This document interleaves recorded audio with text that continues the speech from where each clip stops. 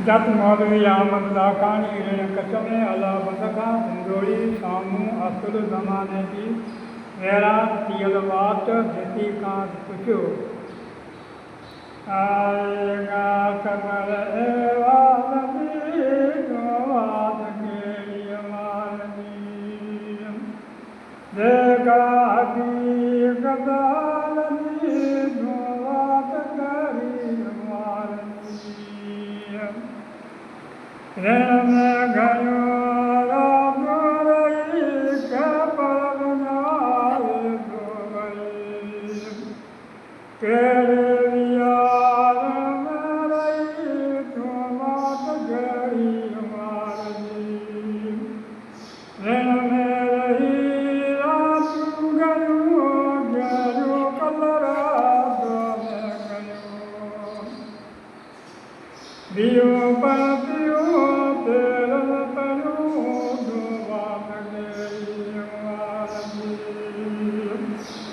हम गोद दान में आवा तो के पता गरदाल ए गाल करे फिलहाल में तो बात करी मारनी एगा अदीब नदी अदीब मुके हकीकत बदलनी केरे यार मेरती दो बात करी मारनी हियत पतिल राम वो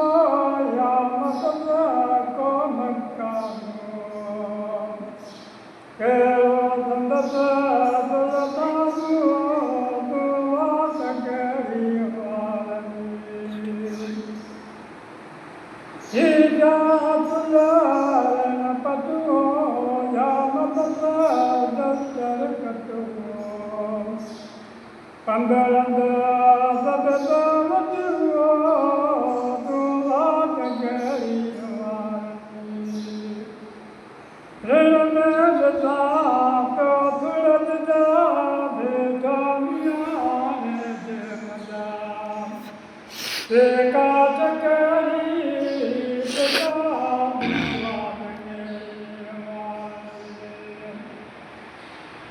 खाइयो हज़लोन जन दो बंदो जन जो पता काटी न पन्ना तो आत करी मारनी वंदो दवा आदम दियो पैदा दे मुके पुता कल जो कदे हद हुई न हवा पहद आवाद नहीं मारनी तेरी खिलाफत जीतती तुझी अदा इधरी गली ही कंद लगी कंदरी तुझी आवाद नहीं मारनी आदम